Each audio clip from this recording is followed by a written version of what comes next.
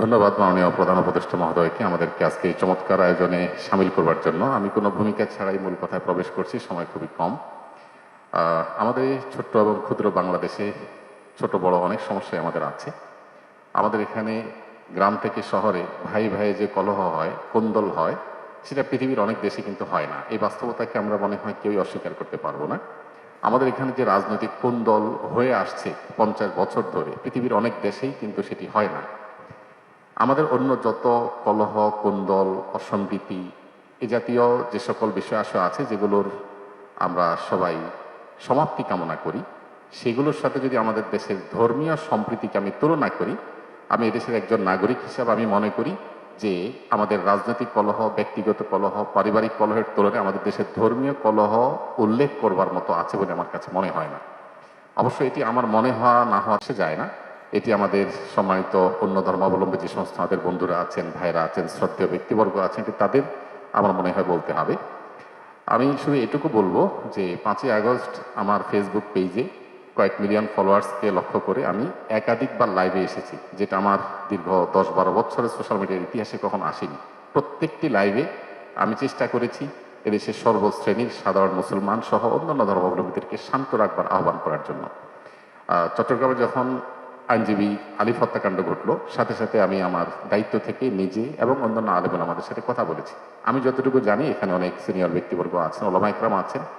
এদেশে ওলামা ইকরাম সবসময় সম্প্রীতি এবং শান্তি বজায় রাখার জন্য তারা কাজ করে চলেছেন, এবং আমার জানা মতে ওলামা ইকরাম রিনাউন কোনো আলেম কখনো অন্য ধর্মাবলম্বীদের কোনো প্রকার শান্তি বিঘ্ন সৃষ্টি করার মতো কোনো কাজ, কোনো আহ্বান, কোনো উদ্যোগ তারা কখনো নিয়েছেন বলে আমার জানা নেই। পৃথিবীর অনেক দেশে যারা আমাদেরকে সকাল বিকাল নসিহত করেন, আমি তাদের প্রতি শ্রদ্ধা রেখে বলছি, সেখানে যেরকম আমরা দেখি দলে দলে মানুষ গিয়ে বিভিন্ন ধর্মাবলম্বীদের উপাসনালয়ে হামলা করে, আমাদের দেশে বিচ্ছিন্ন ঘটনা ঘটে না আমি তা বলবো না, তবে রিনাউন্ড ওলামা ইকরাম অত্যন্ত দায়িত্বশীল এবং দায়িত্বশীলতার পরিচয় তারা দিয়ে থাকেন। আমার মনে হয় এই জিনিসটা আমাদের অব্যাহত গতিতে এগিয়ে নিয়ে যেতে হবে। আমি আমাদের অন্য ধর্মাবলম্বী যে বন্ধুরা আছেন, ভাইরা আছেন, তাদেরকে বলবো প্রপাগান্ডায় আমরা যেন কোনোভাবে কান না দেই। আপনারা যদি কখনো সমস্যা বোধ করেন, আমি ব্যক্তিগতভাবে বলতে পারি আমার কথা, 5ই আগস্টে একটি হিন্দু পরিবার একজন মেজরের মাধ্যমে আমার সাথে যোগাযোগ করেছিলেন। আমি আমার সাধ্য অনুযায়ী তাদের নিরাপত্তার জন্য আমাদের যে সমস্ত ভাই বন্ধু আছে তাদের দিয়ে খুলনার একটি জায়গায় আমি ব্যবস্থা করেছি। আমার মনে হয় বাংলাদেশের যত বড় মাদ্রাসা আছে এখানে সব নেতৃত্বশীল ওলামা ইকরাম আছে। আপনারা কোনো মাদ্রাসায় গিয়ে বলেন যে আমাদের নিরাপত্তা বোধহয় আমরা ভয়ের মধ্যে আছি, নিরাপত্তাজনিত শঙ্কায় আছি, আমার মনে হয় আমাদের আইনশৃঙ্খলা রক্ষাকারী বাহিনী যেরকম আপনাদের পাশে দাঁড়াবে, ওলামা ইকরাম তাতে ন্যূনতম কার্পণ্য করবে না। যেভাবে পুজোর সময় মাদ্রাসার ছেলেরা মন্দিরগুলোকে পাহারা দিয়েছে, আমার মনে হয় পৃথিবীতে এটা বিরল একটা দৃষ্টান্ত, এবং এটি কিন্তু আমাদেরকে আশা জাগায়। আমি আশা করব যে আমরা কোনো প্রপাগান্ডায় পা দেব না, এবং আমরা মিলেমিশে আমাদের প্রিয় স্বদেশকে গড়ে তুলব। আমরা যে যে ধর্মে বিশ্বাসী হই না কেন, প্রিয় স্বদেশটা আমাদের সকলের। আমাদের স্বদেশে কোনো কালিমা লাগুক আমরা চাই না, আমরা সকলের সম্মিলিতভাবে ঐক্যবদ্ধ থাকতে চাই, ঐক্যবদ্ধ রাখতে চাই। আমরা যদি সবাই ঐক্যবদ্ধ থাকি তাহলে আমাদের দেশটি ভালো থাকবে, আমরা ভালো থাকবো। আমি আশা করছি আমাদের ঐক্যে কেউ চির ধরাতে পারবে না, এবং এক্ষেত্রে আমাদের সীসাডালা প্রাচীরের মতো চলতে হবে।